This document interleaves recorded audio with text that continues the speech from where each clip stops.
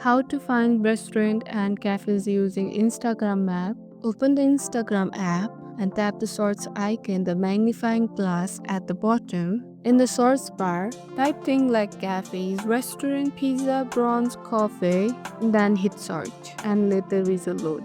You will see options like account, reel, audio tag, place. Tap on place and you will see many places from the option.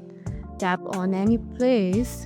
After tapping, you will see a view map or see more option. Tap it to open Instagram map. You will see pins on map showing restaurant, cafes, and food spot in that area. Zoom or out and drag the map to explore different options. When you tap a pin location, you will see right through the content to see photos, ambience, customer experience, and tag stories. You can tap bookmark icon to save a place or tap share icon to send it to your friends or group. And that's it. If this video helped you, don't forget to like, share, and subscribe to our channel and see you in the next video and thank you for watching.